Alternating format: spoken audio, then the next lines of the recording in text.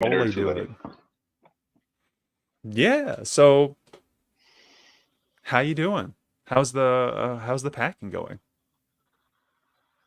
Oh no, I don't have to start packing for like a couple months still, but I'm not Okay, trying to think that's about that good. right now. I'm focused on the Fair playoffs, enough. Ray. Come on, Focused on the playoffs, focused on rat locked in. beefs. That's where we are, locked in. This is a great time to be alive. What's up, guys? Four Corners back with another episode. In relatively quick succession, the Nuggets have defeated the Lakers in 5 games, and yeah, we get to move on to a new series. And we are in a moment. We should have Big Dole. He is at Revenge Jokic if you want to check him out on Twitter. And he will join us as our kind of local fellow Northwest representative of the Minnesota Timberwolves. And we'll kind of have a chat about that as well towards the back end. But before he joins us, so Peter, it's been a good week for Rat Beef, I gotta say. Um, Let me ask you this. When J. Cole bowed out of the general conversation, did you ever imagine that we would get to the point where we are right now? I'm not sure. Like, I guess I think I'm sure Kendrick had like a moment where he's like, maybe I'll just let it go.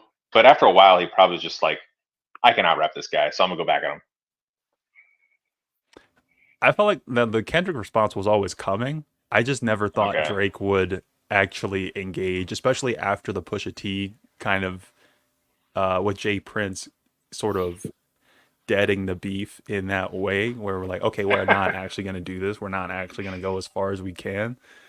right. Um, but yeah, good to see you're doing well, and hope y'all are doing well out there in Nuggets Nation.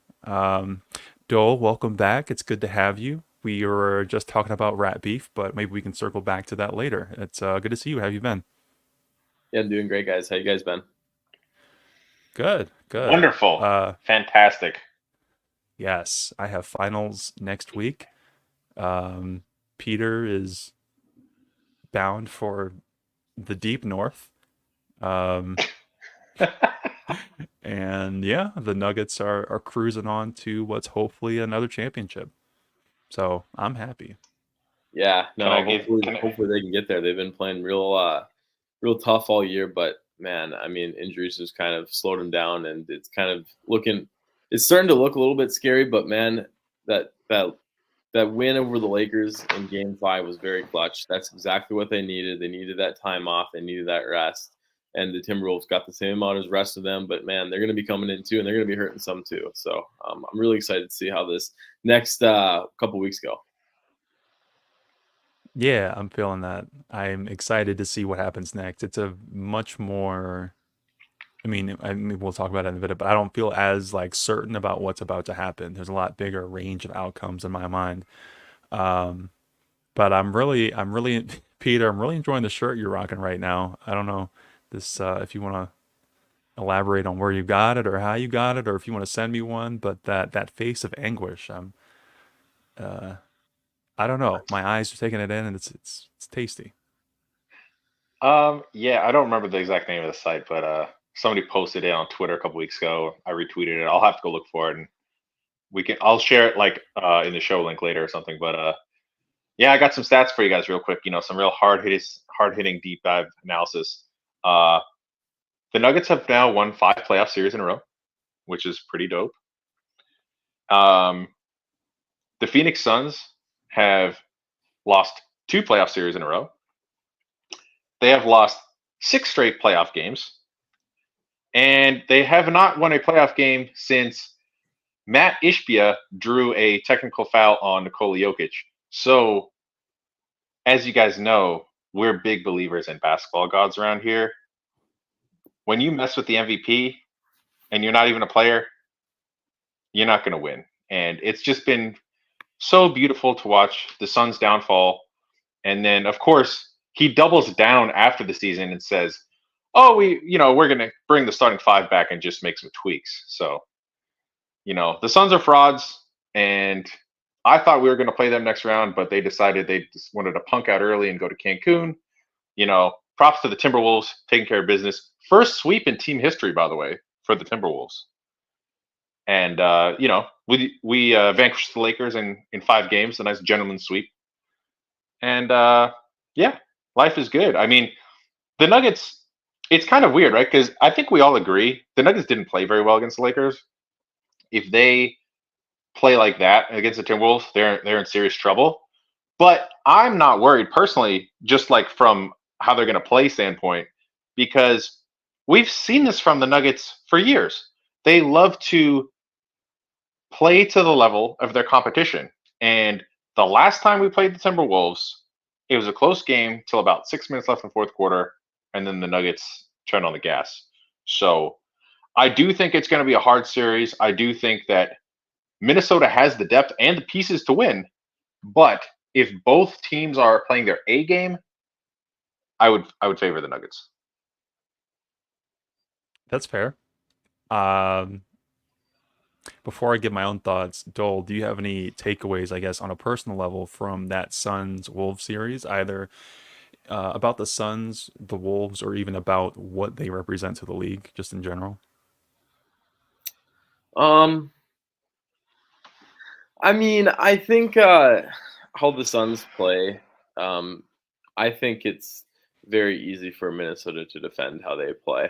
I kind of was how I watched throughout the season and how I kind of studied the Wolves. I've kind of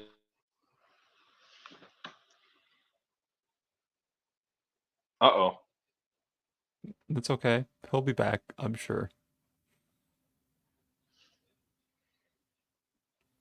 that Well, it really am I back. we lost you Back. for like 10 seconds or so. Sorry about that.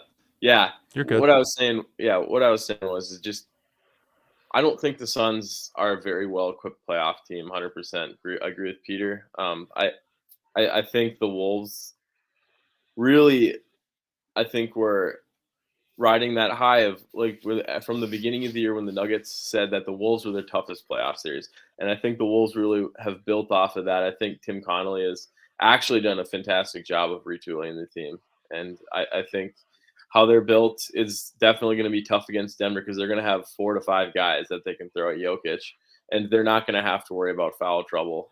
They've maneuvered around Karl Anthony Towns liking to get in foul trouble. I think he maybe took some things away from what he learned in that, I would say in the Grizzlies series when they played Memphis a couple years back, and he was in foul trouble.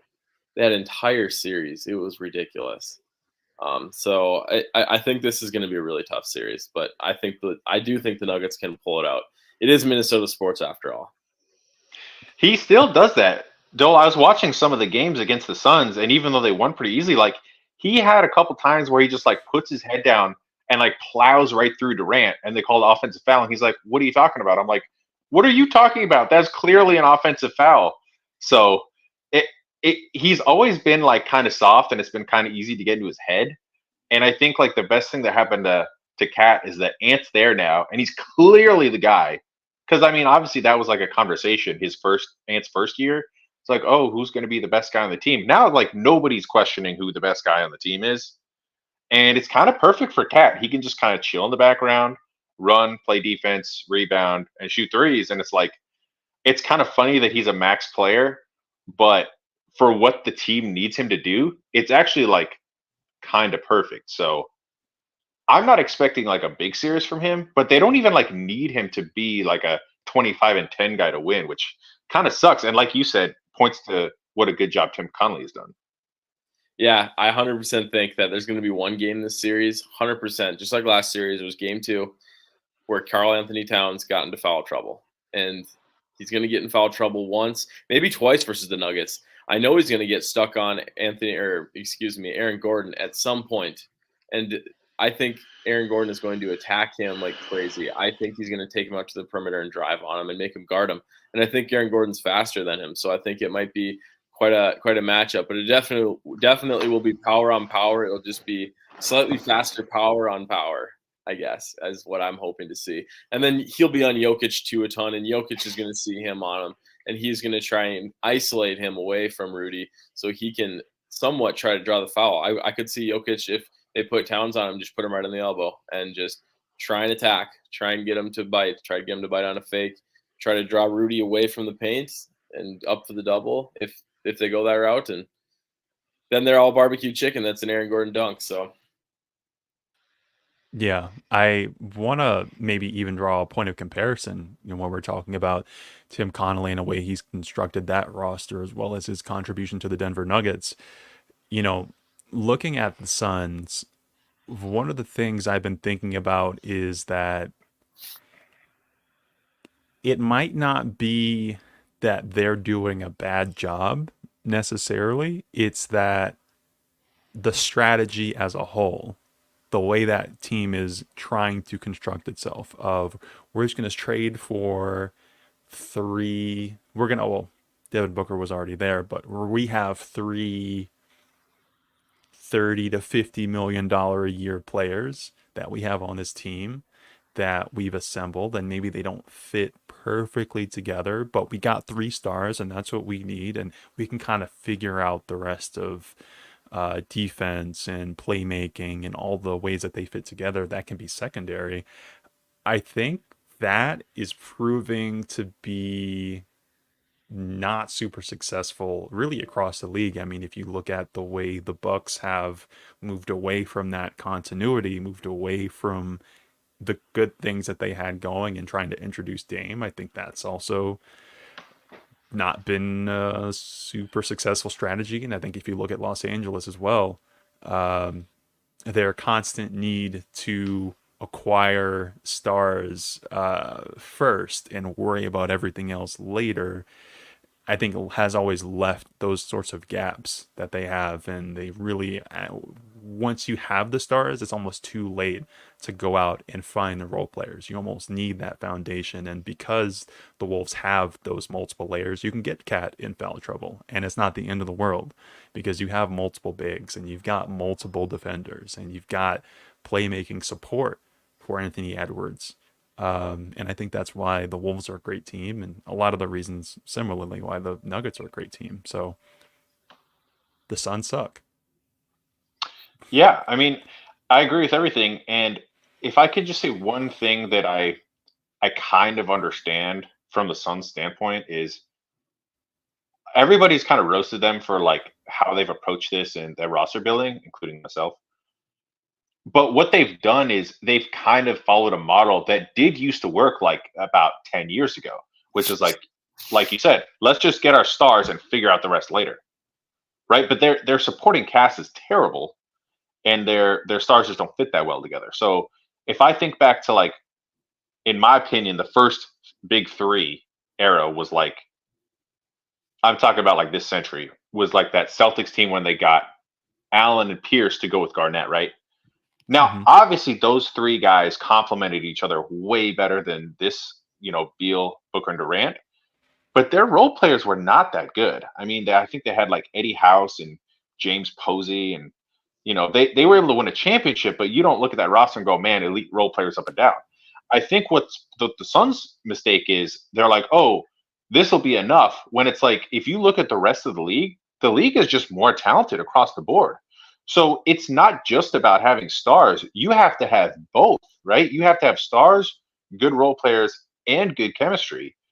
I mean, we've already seen a bunch of teams with like a lot of good players get bounced. I mean, the Bucks are out. I know Giannis is hurt, but you'd think they'd still have enough with Dame. The Clippers are most likely about to be out. The Lakers, they have Davis and LeBron, who are still playing at an incredible level for their age, but their role players stink, if we're being honest. Like, I don't know if you guys saw this tweet, but some Lakers fan basically put the Nuggets and the Lakers starting lineups next to each other to start the series, and I saw an equal sign next to MPJ and Rui Hachimura, and I just had to laugh at it. Like, I didn't even want to respond because I'm just like, have you watched any Nuggets basketball? Like, Rui Hachimura is not in the same stratosphere as MPJ as a player. So I'm sorry. I don't know why I should expect more from Lakers fans, but it's like after 1 or 2 games, it was clear who was the better team was in that series. And I just think it's funny how Lakers fans keep being so disappointed when it's like, I get it in sports. You're allowed to have feelings. You're allowed to be like upset when your team loses. But like any realistic Laker fans knew that this was going to happen. They knew that their team just wasn't good enough. But the media is always like, oh, are the Lakers going to make a run? Do the Lakers have a chance? It's like, no, they're not the best team. They're not a top 5 team. They're not a top 6 team. You know, they were the 7 seed for a reason. Like, it doesn't matter what it says on the front of your chest. You're seeding like Bill Parcells. You are what your record is. Can I be honest? Yeah. I think they did a good job. Like, I Right. thought that They won a the Lakers game. played very well. I mean, I know they only won one game, but as far as how they approached that series, I think the strategy that they employed, the way they pressure Jokic in particular, in such a way that they're patient enough to say, we're not going to double until you put the ball on the floor, until you look around and say, okay, I don't see the pressure. I'm going to go at my guy. The way they managed that, I think, was very effective and was one of the reasons that the Nuggets didn't have the best series. And we kind of saw that similarly, like in the bubble. And I think we're also seeing it replicated by Minnesota, like from a strategic standpoint, even from some of the level of play of some of their players. I thought D'Lo had a good series. I thought Rui Hachimura had a For good series. D'Lo. It's that their players aren't cumulatively good enough. Like, they haven't assembled enough talent to win. But I want to give them some amount of flowers, particularly because they just fired Darvin Ham. What? Yeah, I was gonna say, I saw your tweet. I know that kind of rubbed you the wrong way. There's a thing about continuity, I think, as well, that it just takes time to learn how to fit together, to learn what you need from those sorts of role players and what kinds of role players that you actually need in your locker room. And I think they just haven't given it that amount of time. And I think that's tough. But yeah, I don't know. Can I go on a small rant about that? Dole, do you have anything you want to add before he does? Nope. I'm ready to go. I want to listen to this. Okay. Yeah, so this is classic Lakers exceptionalism, right? Because what's so funny to me is I think back to the end of Kobe's career, right? Kobe tears his Achilles and he comes back and they give him that huge contract that everybody's like, what are you guys doing? And they're like, well, we take care of our stars. They knew that they weren't going to be good enough.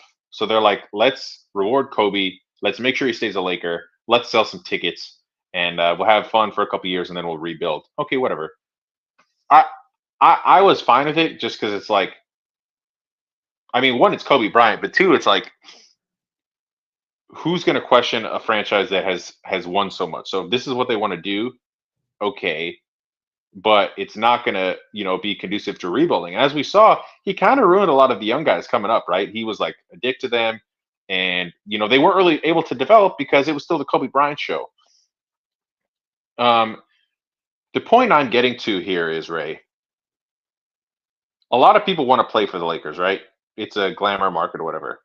The Lakers were in disarray.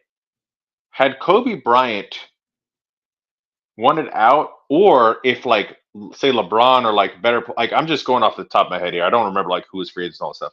If better players like in their prime more than Kobe wanted to go there, I think the Lakers would have been like, sorry, Kobe, like we can be really good right now if we get these better players in. They knew they couldn't do that. Remember when KD was a free agent? They like totally botched the meeting with him, or maybe it was with LaMarcus Aldridge. I don't know, one of the two. There was like a report out that they like totally screwed up the pitch. And so with Darvin Ham, they fired him when it's like, yeah, he didn't do that bad of a job. And the rumors are that they could get Ty Lue. So it's like, that's just kind of the shady part of the business is like, you want to go after a coach who's not even available? He's like currently coaching. So, we're not dumb. Like we understand that, tampering is alive and well in the NBA. So I'm sure that LeBron or the Lakers have a signal of like maybe Ty Lue's unhappy and he'll come be the coach, but it's still shitty, right? It's still like oh, well, we want to upgrade, or in our minds, it's a perceived upgrade. So I'm sorry, you got to go. But they didn't do this with Kobe. So to me, it's like hypocritical, right? It's like, oh, well, if this is our best option, we'll explain it this way. But in this case, we think we can do better than Ham, so we'll get rid of him. But as we've seen plenty of times in sports, sometimes you make a change and things don't get better.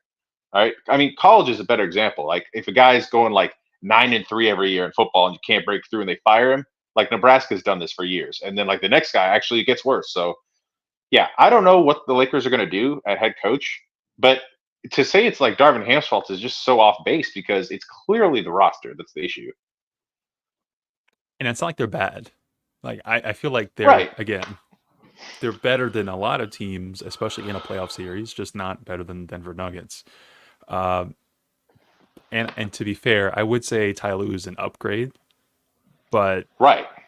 it's like, can you get him? I'm not sure. That's not a reasonable ask, I think, for a coach who's already coaching very well and doesn't seem to be at risk of being fired, in my opinion. But that's just me. The Clippers are at least going further than the Lakers did, in a technical sense. So Yeah. I'm not sure. We'll see how that goes for them. Dole, do you think LeBron stays in Los Angeles while we're on the topic?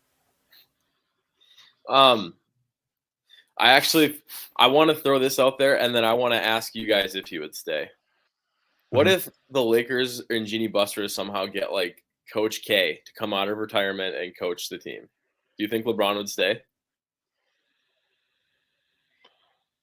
Yeah. Whoa, you totally just blew my mind. Right? I mean, if the fall Probably. guy is Darvin Ham, it's hard for me to imagine a better scenario, at least narrative wise, than bringing in one of the greatest coaches of all time, even if it's from the college level. Like, so LeBron loves a good narrative, and I think that might be enough that he would say. Also, I don't know where else he would go, I think, is the other thing. When I think about LeBron leaving, I could understand it because I don't think he believes in that roster getting better in such a way that they can compete. Unless it's like a Miami. I could see Miami doing it because they're always willing to do whatever it takes to, they give Jimmy Butler $50 million and they're like, how are we going to get out of this? Well, I don't know. Yeah, I know. I I don't know. understand. Yeah, it's definitely a hypothetical. It isn't going to happen, but that would be something if that did happen. That would probably really draw LeBron's attention. I do agree with you. That's a really great point. Peter, do you have any comments or? Yeah. So my take is that LeBron does a great job of like pretending and like trying to keep us guessing. Because as they like to say, oh, he's got to keep his, organization's foot to the fire. Remember how he kept signing those 1-year deals in Cleveland to like keep the pressure on? Mm-hmm. I think, like, gun to my head, I think he stays with the Lakers. But LeBron has always been the type of guy that wants to have his cake and eat it too, right? Meaning he wants to get paid and he wants to be on a good team that's going to win. Now, the Lakers probably can't give him a great team, but they can't pay him. So what I would say is if you look at the rest of the league, the only way I would see LeBron leaving is if he goes to a place where he gets paid and he thinks he has a better chance to win. I don't know if that situation exists because I'm going to throw it back to 2000 and 15-ish when he, after his 4 years in Miami, he goes back to Cleveland and writes that whole letter and whatever. But I think Bill Simmons nailed it. He's like, look, it's a great story and it absolutely helps his legacy. But make no mistake, he wasn't going back just to win one for Cleveland. He was going to Cleveland because it was a better basketball situation, right? They had Dwayne Wade's knees were done, guys. And he had Kyrie Irving there, and they had the number 1 pick, which they were able to get Kevin Love. So he's not going back to Cleveland if they're just like, playing in the mud. He knew that he was going to a team that was good enough to win. So LeBron has already called himself the GOAT, as we know. So I think he'd rather stay in LA, stay comfortable, and get paid and like be pretty good because in his mind, he's already done enough. Like I don't see him sacrificing money and like leaving LA. I would only see like if he go like Philly could I guess offer him a big deal. I don't think he'd want to live in Philly. Oklahoma City could offer him money. I don't see that happening. You know, Dallas has been a rumor, I guess. I don't think they really have cap space. It'd probably have to be a sign and trade. So it would shock me. I'm going to say, like, straight up, if he leaves the Lakers, it would really surprise me. What about Cleveland? Ah, I guess that's the one that wouldn't completely shock me, but I don't know if he thinks they're good enough. Like, they've got some pieces, but just adding LeBron to that squad, I don't know if that would like take them over the hump. I mean, he's going to be 40, guys. He's been like not that good in the fourth quarters of these games. He's kind of wearing down, so it's only going to get worse from here. So just adding on to where LeBron might go situation. I mean, when is the portal deadline for Bronny? Because that'll probably influence it some. Unless he's going to the draft. I mean, there's no way he can. I don't know the exact date, but it's definitely in like 2 to 3 weeks or something. It's like, yeah, it's before the draft, obviously, and then the draft is before free agency. So we'll know a lot on draft night because the Lakers will then have more picks. I think June 1st is the deadline for the Pelicans to decide if they want to take the Lakers pick this year or next year. They'll probably roll it over because next year's draft is better. So that'll give the Lakers like 3 first-round picks to trade, and they'll probably go after either like DeJounte Murray or Trae Young. So if that makes LeBron happy, then I think he'll resign. Well, I kind of don't want to talk about LeBron anymore, but there is one more thing I want to say about the Lakers. So Miroslav mentioned a little bit earlier that a big part of why the Lakers were so successful pressuring Jokic in that series was how bad of a series Jamal had. That while he did make a lot of, well, at least two, he made at least 2 shots when he really needed to. That I think we can all agree, not the best series for him. Right. As we transition into that sort of the Wolves Nugget series, Dole, I'm wondering how you project how Jamal might fare relative to how the Lakers were treating him, if that makes sense. You know, do you think he has a better series in Minnesota than he does in LA? Well, they're gonna put McDaniels on him, and he's got that length that he struggles with, and that's not promising. Now they're going to have ways to free him up, and they're going to try to get the Timberwolves to switch because the Timberwolves probably will switch, especially with Mike Conley. I think that they can switch that matchup, and they will feel comfortable switching it right away. I think, but it's going to be very difficult because I think that Jamal, they're going to have a couple guys they can throw at him because they can throw Nikhil Alexander Walker at him, and they can throw also McDaniels at him, of course, and they'll have Mike Conley there too, who's past his prime, but he's still has the smarts, I think, to guard Murray or to at least know what to do in the pick and roll when he gets thrown in it. So, Yeah, I think it's interesting because you could argue that Jamal was just off. That like Austin Reeves is not the elite defender that Nikhil Alexander Walker is, or even I think Mike Conley is right now. So I kind of expect, Peter, I'm kind of interested in what you think of this. I expect a bounce back to some degree, but I think the challenge is also going to be stiffer. So how do you see that dynamic as Jamal sort of elevates, as we know he tends to do later in later in the playoffs as a whole? How does that match up with the increased challenge? Yeah, I think that he has had some good games against the Wolves and some struggles, but I don't think he's like worried or unconfident in the matchup at all. Like he knows he can play well. I expect him to rise to the occasion. If he has a poor series, Nuggets are really in trouble. But like McDaniels is a good defender. You know, he's got a lot of length. He really bothered Booker for those first 3 games, Dole, until game 4 when Booker finally went off.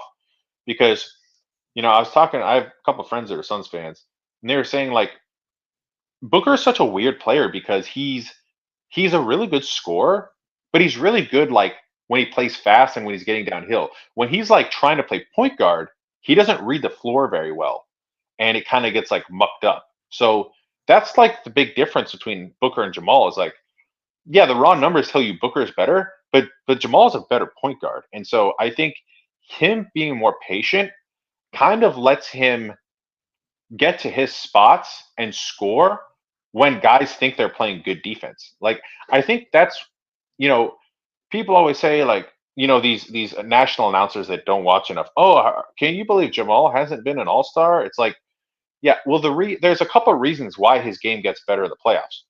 Number one is he's a great mid-range shooter. That's the shot that like most teams want you to give up in this whole analytics era. Well, guess what? He's one of the best mid-range shooters in the league, and he's a tough shot maker, right? Like the clock's winding down, he like kind of dribbles into the lane. He's not going to get all the way to the rim, but you're guarding him. So you think you're doing well, and then he has that little like pump fake pivot step back turnaround. That's like an extremely difficult shot. I don't know if you guys have ever tried that, but it takes a lot of strength and accuracy to hit that, and he's like really good at it. And you know, of course, the other thing is like it's just funny to me when casuals like, oh, this guy's going to lock that guy up. It's like Jamal doesn't have to beat McDaniels one-on-one very often. He's going to get a screen from Jokic or from AG.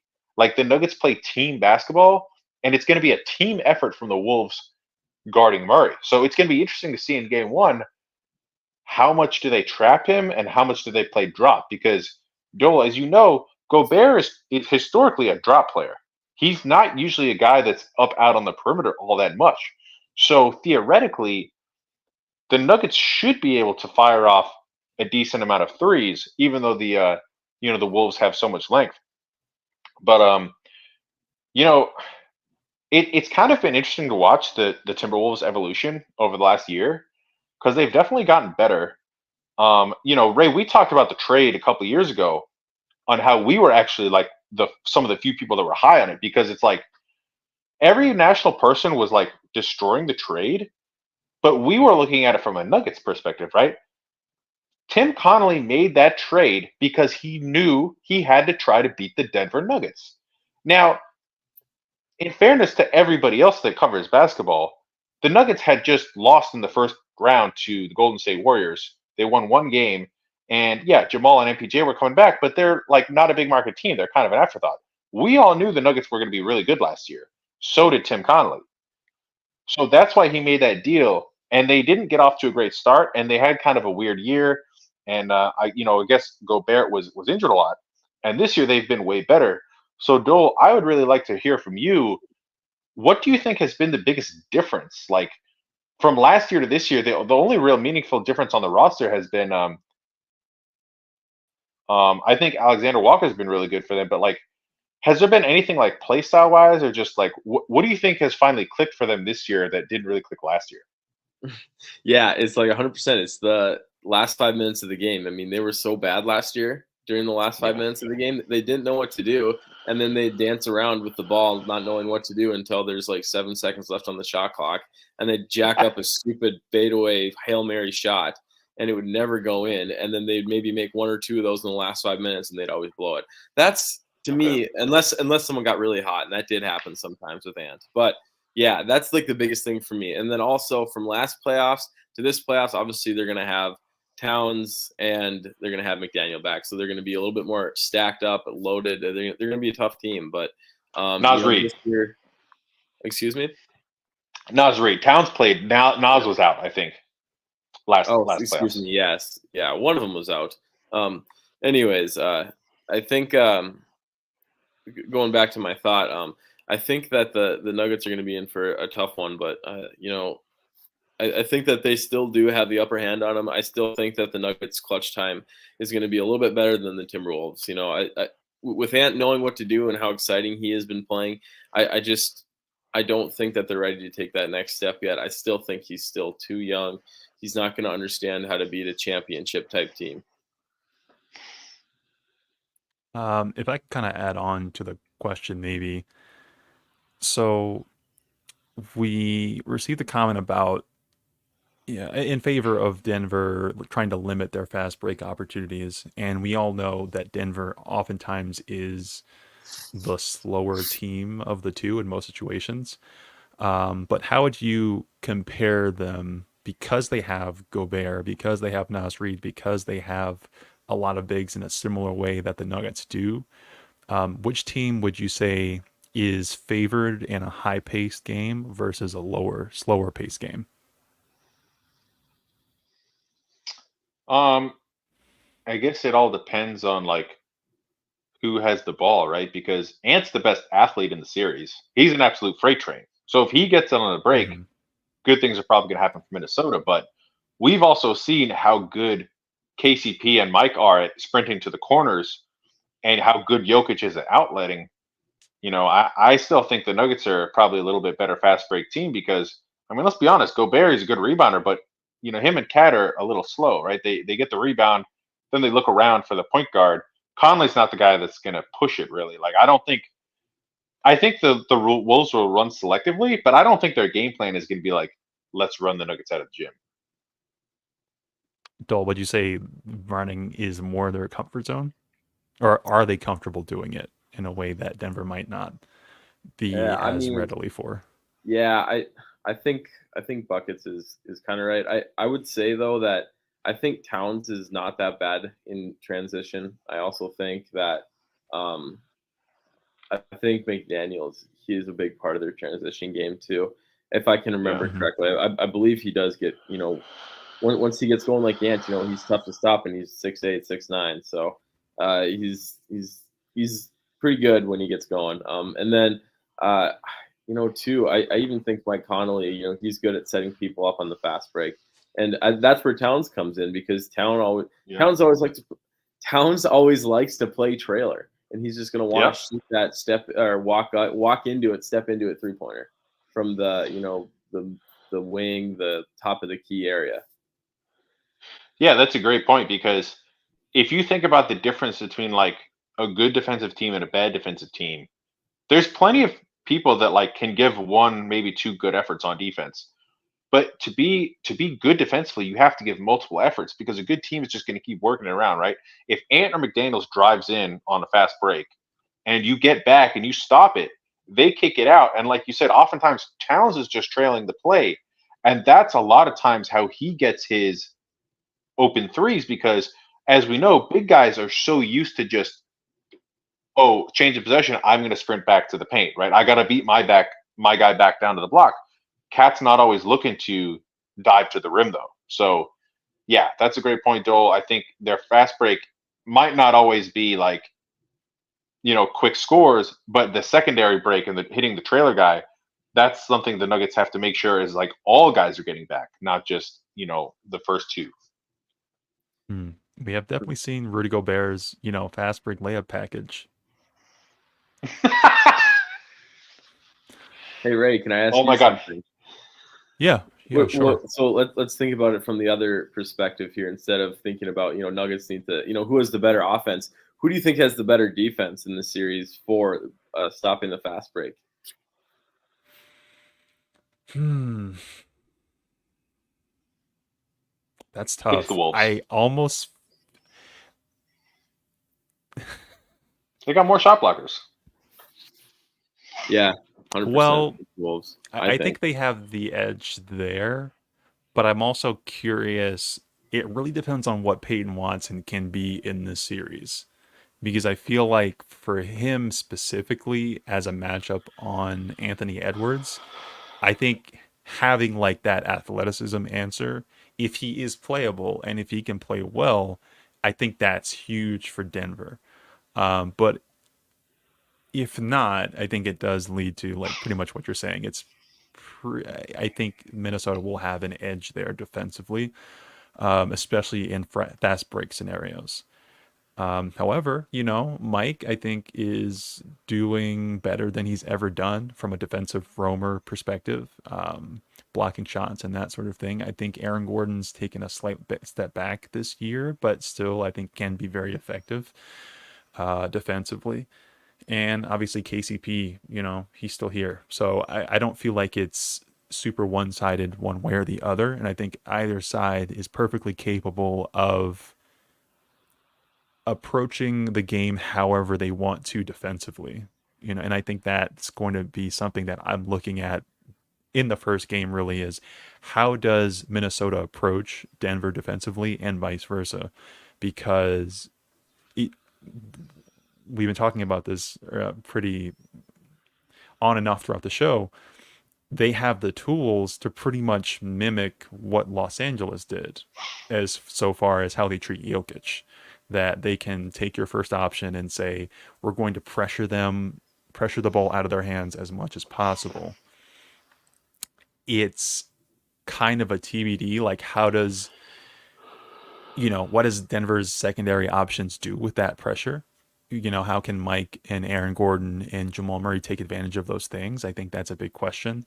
Another thing that I wonder is how do Minnesota's secondary options handle that pressure? If you can give Anthony Edwards attention that the Suns could not, because the Suns don't have that many great defenders, where I think Denver does have a little bit more of a corral there. How does Minnesota handle that? Like when you force the ball out of Anthony Edwards' hands, what do they generally go to?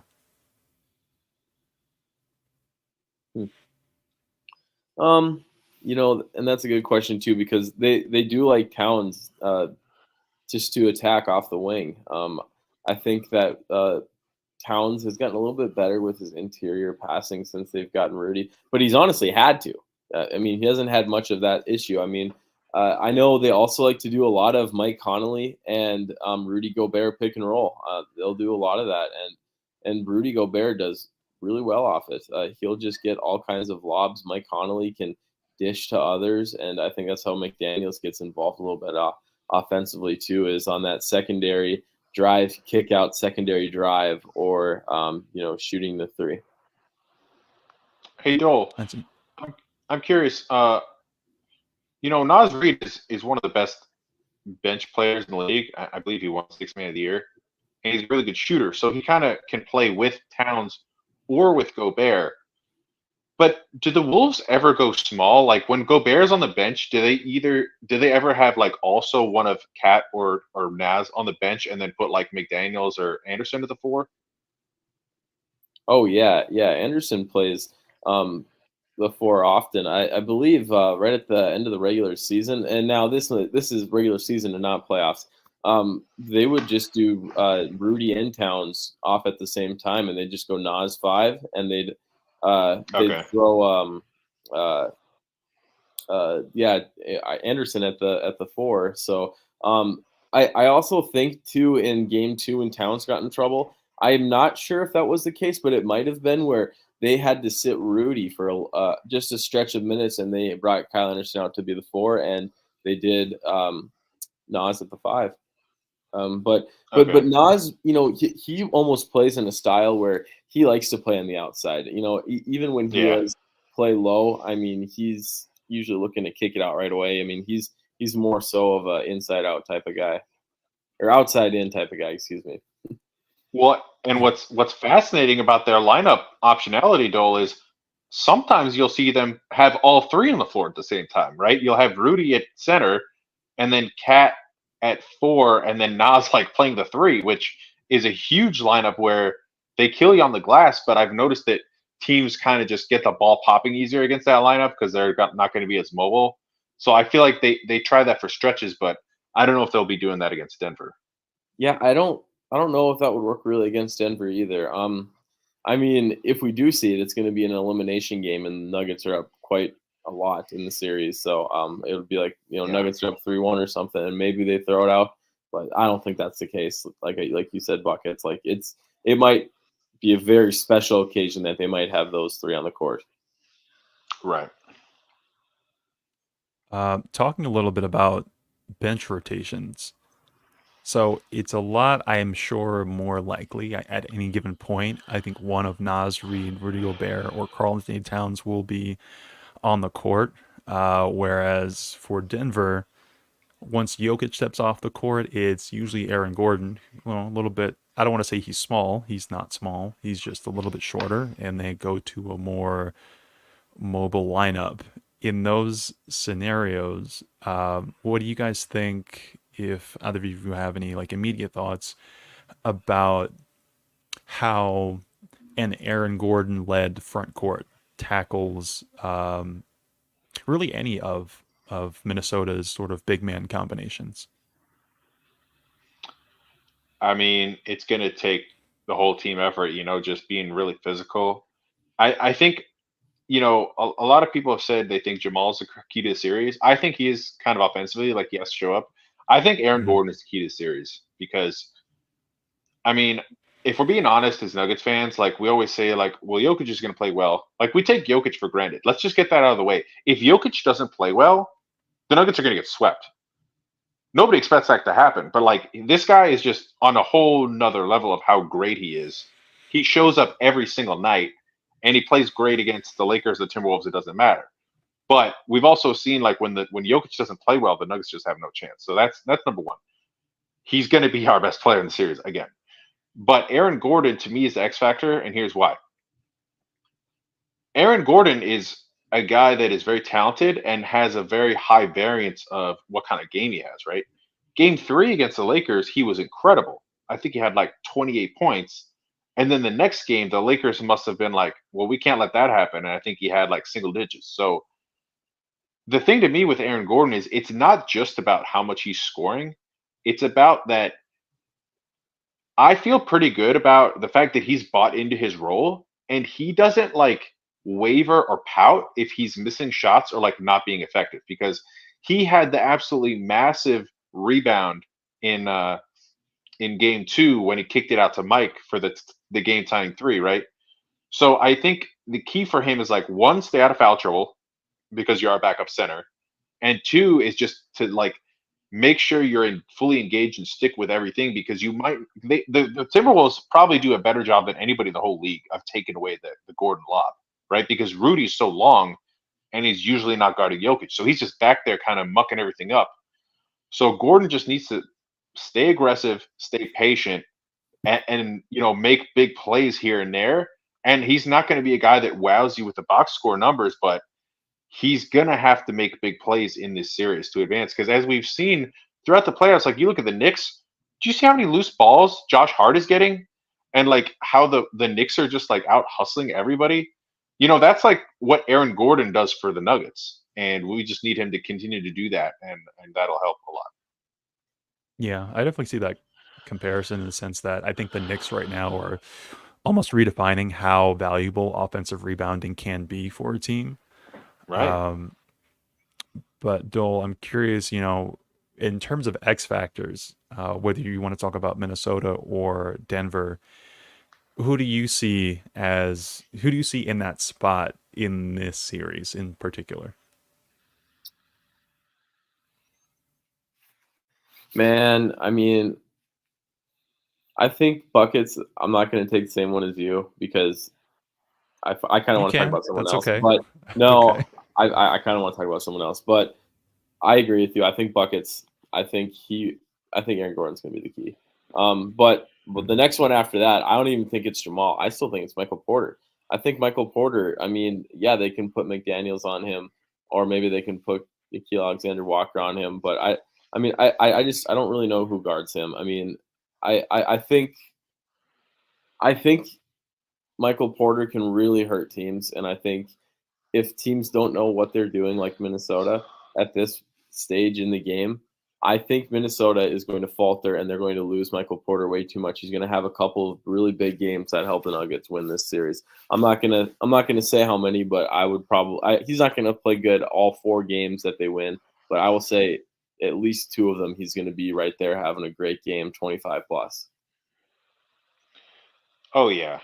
I mean, I'm gonna steal a line from Tim Legler on the All NBA pod the other day. He said they were talking about how good Michael Porter was against the Lakers, and he's like, he's been a guy for years that we talk about as an X factor, but he's so consistent and so good now that he's just a factor, right? It's like he's not. I don't know if you can call Michael Porter an X factor anymore. Like I just expect him to be good, Ray. I don't know how you feel, but I actually want to give a different X factor. I got to give one from the Timberwolves side, okay? Nikhil Alexander Walker absolutely balled out for the Timberwolves against the Suns, and he was hitting corner threes. He's playing with swag. Like that guy is confident right now. I mean, he's playing as one of the best role players in the playoffs, and I'm not gonna lie, he scares the crap out of me.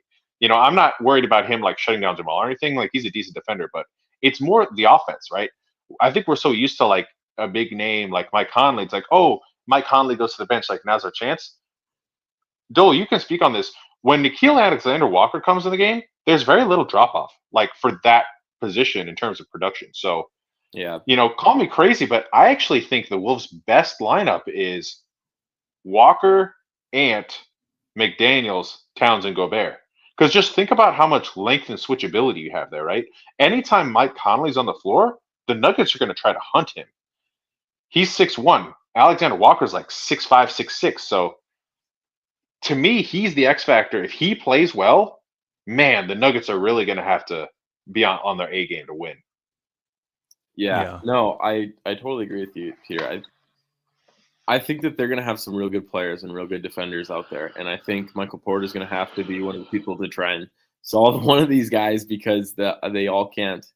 I guess they all can't be guarded at the same time. I would like to see where they would put McDaniels to start, like right off the bat, right off the first tip. I'm not sure what they'll do with him, and I'm not really sure what they're going to do with Ant and who they're going to put him on. Probably KCP, if I'm being honest. But just the whole matchup, it's fascinating because there's a lot of different things that can go different ways. And to talk on Nikhil Alexander Walker too, he played great all season. Like he is a great basketball player that has really come into form. And the Wolves, they didn't win. I still can't say if they won that trade yet, but man, they're looking a lot better than what they first came out of that Jazz trade because both of those players have been playing fantastic for them.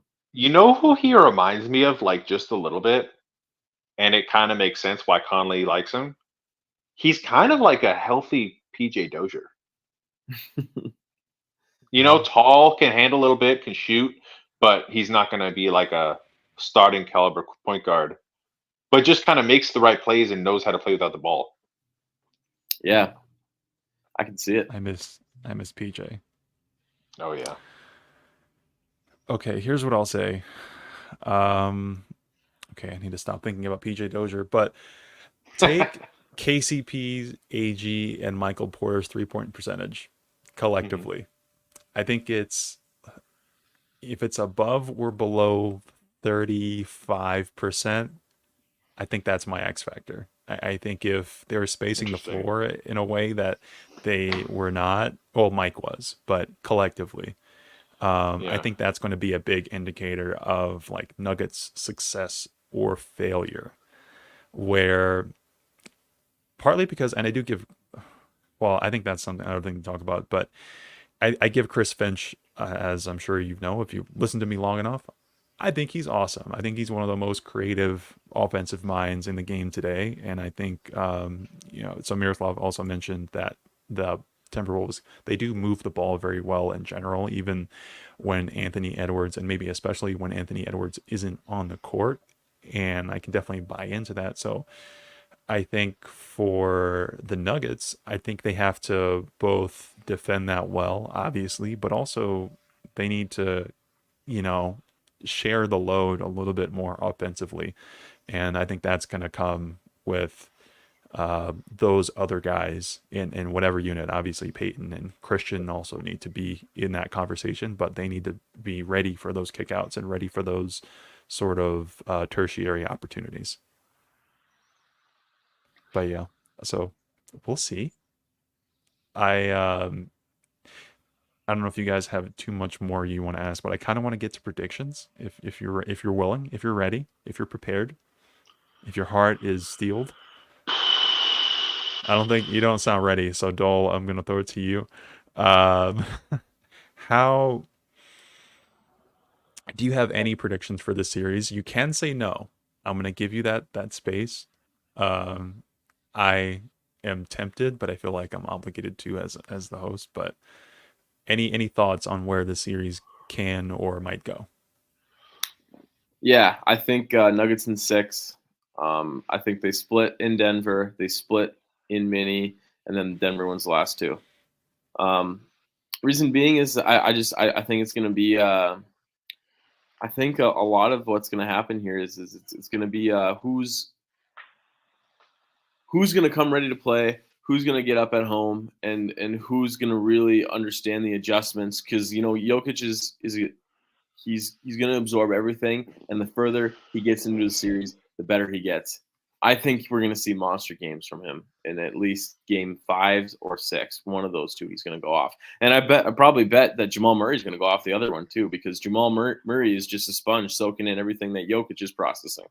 So I think that when it comes down to it, the pick and roll is going to be going, and Jamal Murray is going to be cooking, and they're going to have something figured out by game 5 or 6 that's going to get Murray loose, and it's going to get Jokic loose, and they're going to have to just at that point they're just going to have to pick. I think that's fair. I will, one thing I will also say to that point is that you're talking about Jokic having a big game, maybe a big game in a way that he didn't in the Lakers series. I feel like he has figured out Rudy Gobert in ways that I don't want to say he hasn't with Anthony Davis, because obviously Jokic is inevitable, but I don't know. It's just come a little bit easier for him with Rudy. As good as Rudy is, one of the best defenders in basketball today. I think Jokic, he's I think primed a little bit more to have those big games. It's especially if the theory that maybe they'll be a little bit more focused and energized and respectful of the Wolves' talent. I think that's relevant. But I'm also going with Nuggets in 6. I similarly, for your reasoning, I think the longer the series goes on, the more the Nuggets can adjust to however the Wolves are going to approach Jokic, and that Jamal can't have a worse series, right? So like, yeah, that's where I'm at. It could be less though, and it could be more. I think just depending on how it goes, people's health, that sort of thing. Peter, you want to round us out? Not really. I mean, I'm gonna stay a coward like the guy on my shirt. So I'll just say that my preseason bets put my money where my mouth is, and I think people know who I have winning the series, but I don't have any official predictions because that's been working out pretty well for us. Um, Okay, that's there's fair. one thing we haven't talked about yet, though, Ray. You brought up his name, Okay. but are you aware that Chris Finch tore his patellar at the end of the game 4? He's Yeah, that's probably true. not going to be on the sidelines for game 1 or game 2 because he had a surgery on Wednesday, and apparently there's a rule that you can't like be on a wheelchair or like one of those like wheelie things, like with the knee. The So I don't scooter. know if he'll even make the I don't know if he'll even make the trip and like be in the locker room. He might just be in Minnesota for game 1 or 2. Hmm. Hmm. Here's what I'll say. I feel like coaching is not just a present thing. I think Mhm. a coach's influence is really something that happens, and this is part of the continuity thing issues that I have with teams like Milwaukee, like the Suns, like the Los Angeles Lakers, is that I think coaching is something that seeps in over time. It takes 82 games, it takes years, it takes a decade even for some of the greats to really establish like this is what we do here and this is how we do it. So I'm not writing. I'm I don't think it will have as much of an impact as people think because Okay. Finch has been coaching them the whole time.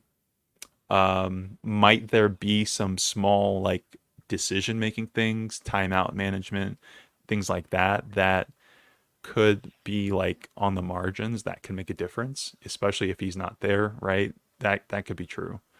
But I don't think the Wolves are going to fold in any meaningful way just because Finch is watching on television Oh, for sure. rather than being there. But that's just me. Right. Yeah, I just mean like it can be like small things here or there, right? Like I forget who they were playing. Maybe it was against the Pistons or somebody, but there was a game earlier this year where Malone got thrown out, and then like it was like a one possession game.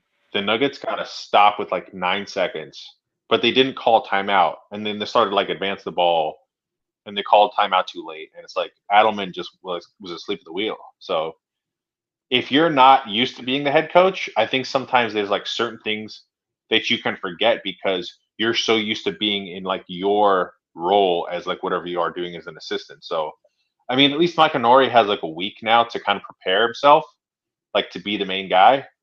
But Mhm. it's an unknown. I'm not saying he's going to be bad. I'm just saying the Timberwolves are not going to have what they've had all year on the sidelines. That's all. Yeah, that's fair.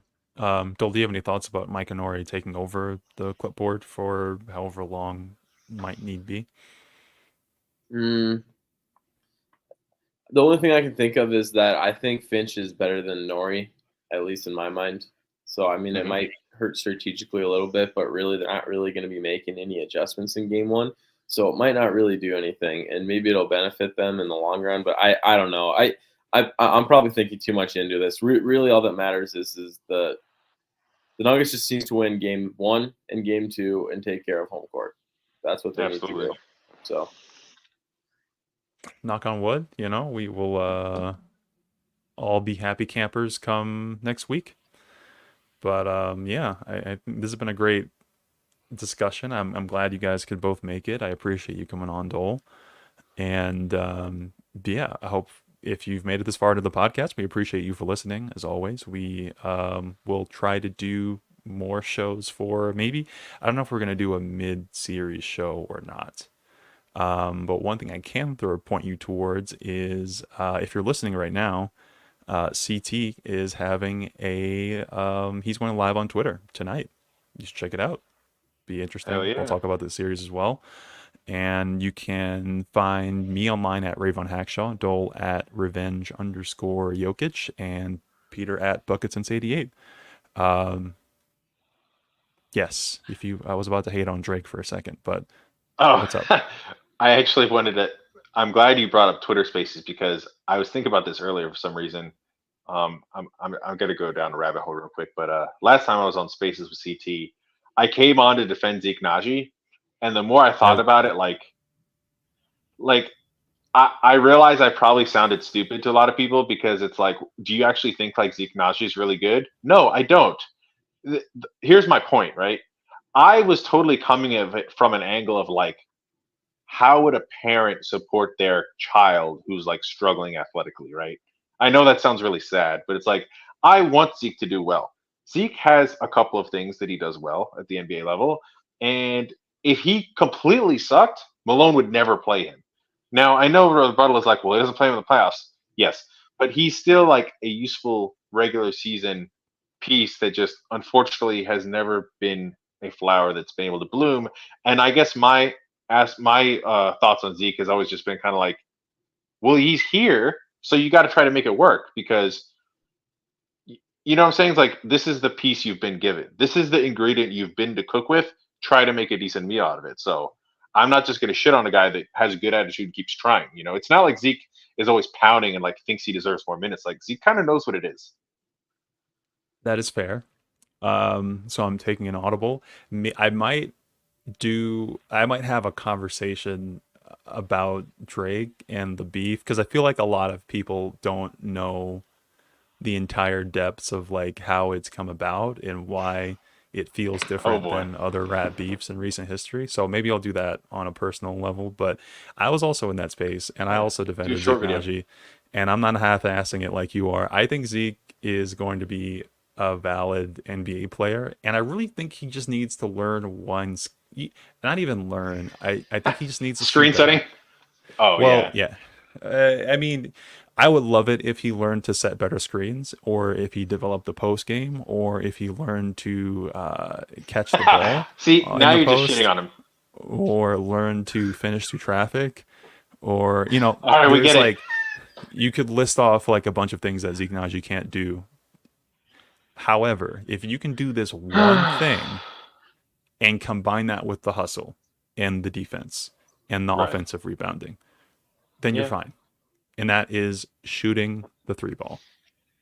That's all you need to Fair. do. He did it early in his career. Yep. I don't think he needs to continue, whether he continues with this experiment with his shot where he's trying to change it. I think eventually it's going to sink in, or if he just reverts back to how he shot before, I think that's fine too. Honestly, he's 6'10". It doesn't really matter how long it takes you to, rise up when you're getting open kickouts. That's all we really need from you. So you have him on a cheap deal in a long-term context. I'm optimistic that in the future Zeke is going to be a player in Denver or somewhere else. Maybe it won't be in Denver, but I do think given enough time, he's young enough and has the security.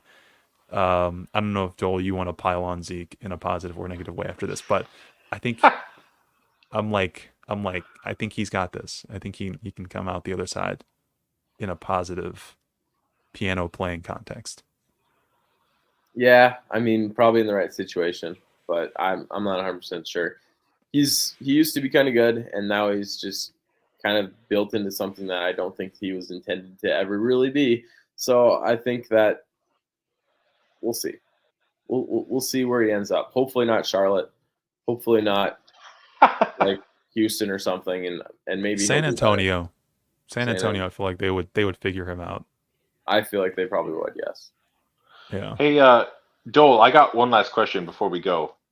Timberwolves related, because as we know, I'm all about I love sports and I love vibes and I love like when teams just have been bad for so long and like they finally have like a moment, Um, you still have friends, in the Minneapolis area, right? Yes. So I'm curious, like as Nuggets fans, we've had plenty of good teams, like the Melo teams, and then the obviously the George Karl 57 win team with like Ty Lawson and Gallinari and Fareed and Iguodala. But that was more of like a fun team, right? We were like, oh, this team's fun at home. They don't really have like an all-star. We didn't actually think they were going to like make a run. Obviously, Gallo got hurt, so we'll never really know. But I think deep down we kind of knew.